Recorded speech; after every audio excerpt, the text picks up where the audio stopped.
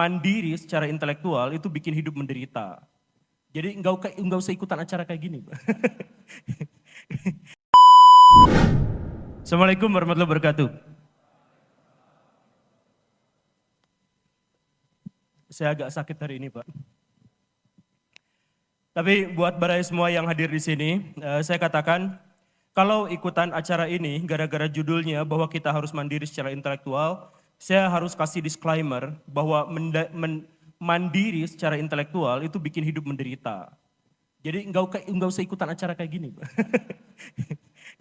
Karena seringkali orang-orang yang merdeka berpikirnya, orang yang independen atau apapun itu istilahnya, sebenarnya kita tidak mungkin bisa menemukan istilah-istilah itu dalam kehidupan nyata. Independen lah, mandiri, objektif, netral, itu kita tidak mungkin untuk itu. Tapi mari kita bahas sama-sama.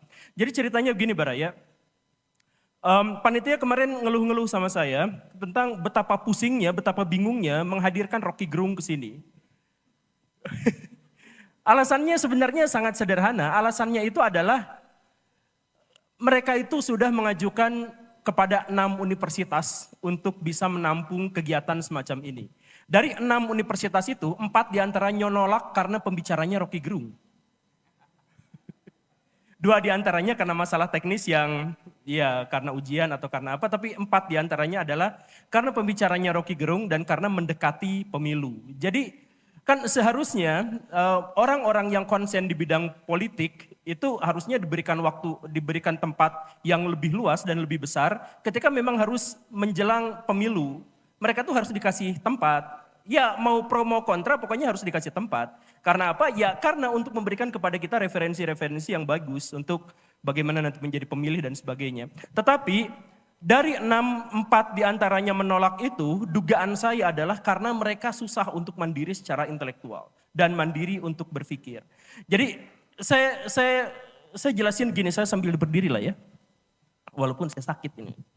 Jadi gini, baraya semua di sini, siapa yang acungan tangan, siapa yang bisa berpikir secara mandiri?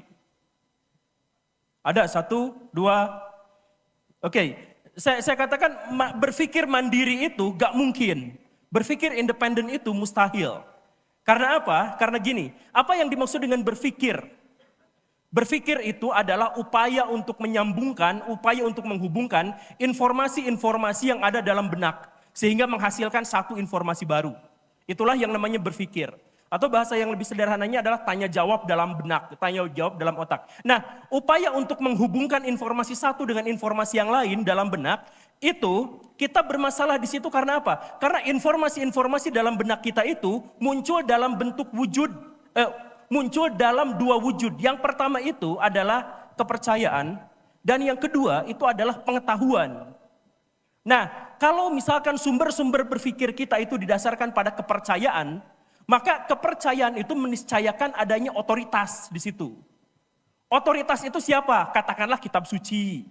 Katakanlah teman kita yang mengatakan, teman kita berbicara, tahu nggak kemarin di Jogja ada gempa. Kemudian, oh gitu ya, kita tidak melihat gempanya sesungguhnya, tapi teman kita mengatakan seperti itu dan kita percaya, artinya kita menempatkan otoritas itu kepada dirinya. Jadi kalau misalkan sumber-sumber pemikiran kita itu didapatkan dari kepercayaan dan pengetahuan, kepercayaan itu mewajibkan adanya otoritas dari pihak lain yang akhirnya membuat kita mustahil untuk independen secara pemikiran. Itu kalau kepercayaan. Bagaimana dengan pengetahuan? Pengetahuan pun tidak akan memberikan kepada kita kemandirian dan independensi. Kenapa? Karena pengetahuan itu meniscayakan kita untuk terikat pada objek. Jadi saya misalkan sebutkan ini air mineral. Kalau saya sebut ini adalah WC umum, setuju enggak? Enggak. Karena apa? Karena kita tahu bahwa ini adalah air mineral. Artinya pengetahuan itu terikat pada objeknya. Makanya pengetahuan itu disebutnya objektif. Sesuai dengan objeknya.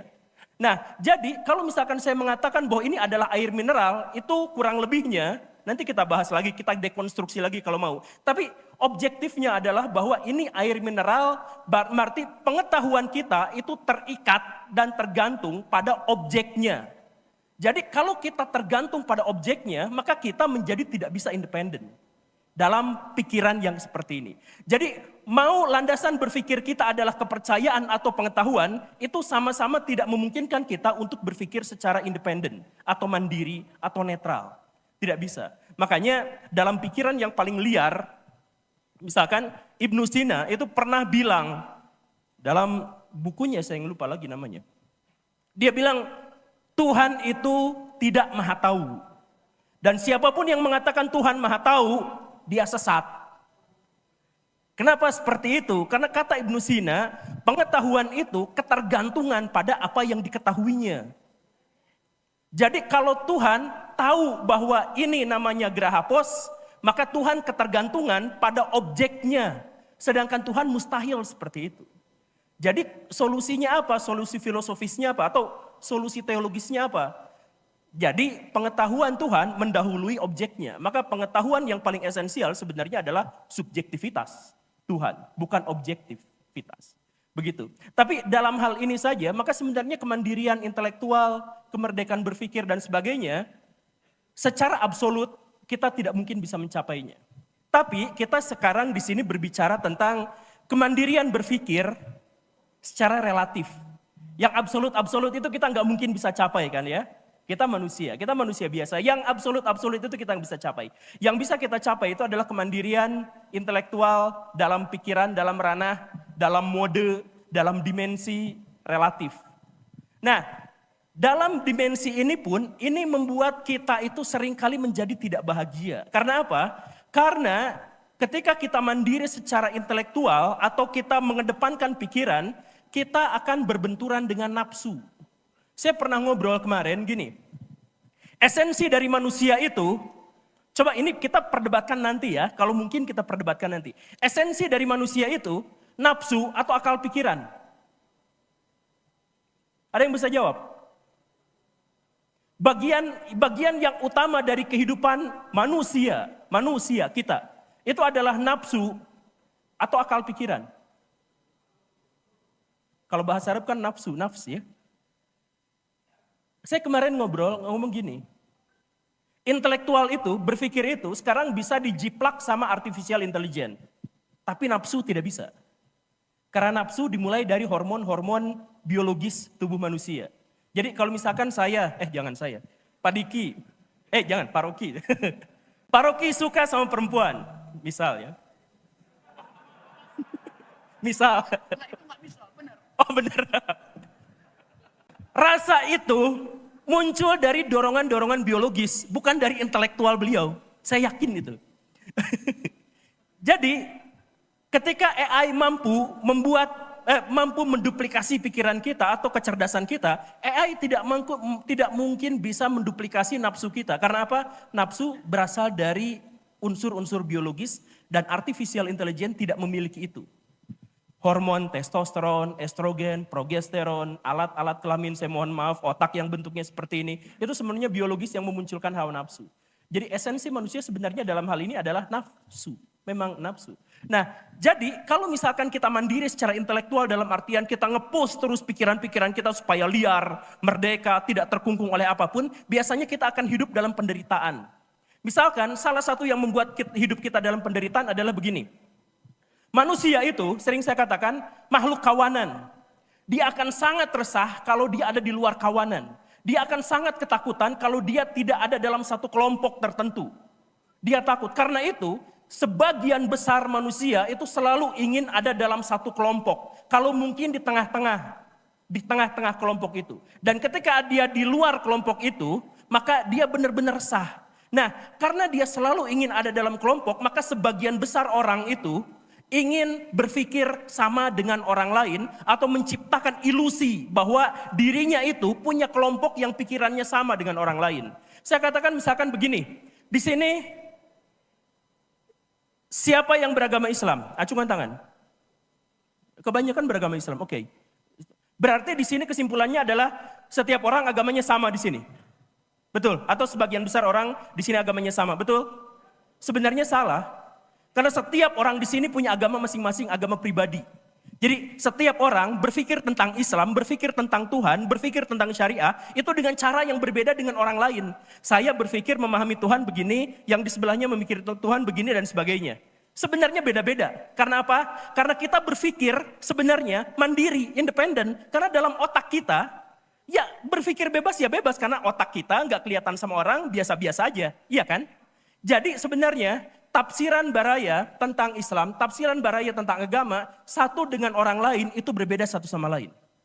Tetapi Baraya kemudian menciptakan sebuah ilusi, pikiran bahwa saya tuh sebenarnya sama dengan ini, sebenarnya sama dengan ini, sebenarnya sama dengan ini. Sehingga muncullah satu komunitas namanya anggaplah komunitas orang Sunda, komunitas kita adalah bangsa Indonesia dan sebagainya. Kalau misalkan ada orang Indonesia yang pindah misalkan ya, pindah kewarganegaraan, ya bisa-bisa aja sebenarnya. Tapi kan dalam diri kita itu sudah ada keinginan untuk bersatu dengan kelompok yang lebih besar. Kita keinginannya seperti itu. Makanya ketika ada orang yang ingin mandiri secara intelektual dalam hal relatif, kita semua bisa. Kita semua bisa semuanya. Tapi kita nggak ada yang mau. Karena kita takut lepas dari kelompok kita itu. Dan itulah alasan kenapa Pak Rocky Gerung susah untuk berbicara di universitas-universitas. Karena kelompok universitas itu sudah mengidentikan dirinya bahwa dirinya masuk dalam kelompok tertentu, ada yang masuk dalam kelompok tertentu, sedangkan ini berbeda. Sehingga wah nanti terjadi benturan-benturan, wah nanti pikiran saya yang sama dengan ini nanti diacak-acak sama dia dan sebagainya. Jadi untuk bisa mandiri secara intelektual, mandiri secara kemandirian berpikir, kita semua melakukan itu, tapi kita tidak mau mengakuinya. Dan itulah akhirnya muncul fanatisme-fanatisme. Jadi kamu ikut kelompok saya, kamu ikut partai saya, ikut apa saya. Kalau misalkan saya ada di sebuah partai yang besar, atau misalkan ketika kita lihat timnas, kita ada di tengah-tengah stadion di antara kumpulan orang-orang berbaju merah semuanya, kemudian menyanyikan lagu bersama-sama, ledakan-ledakan adrenalin dalam hati kita, dalam otak kita itu benar-benar keluar. Karena rasa puas untuk ada dalam satu kelompok itu naluriah, itu bagian dari kehidupan kita.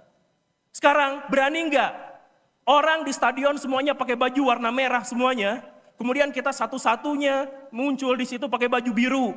Hidup Filipina, misalkan di situ. Ada nggak yang berani seperti itu? Yang berani seperti itu adalah yang mandiri secara intelektual. Tapi saya katakan tadi, untuk bisa mandiri secara intelektual itu berat dan tidak banyak orang yang mau mengambilnya. Itu pengantarnya, nanti kita lanjut di diskusi.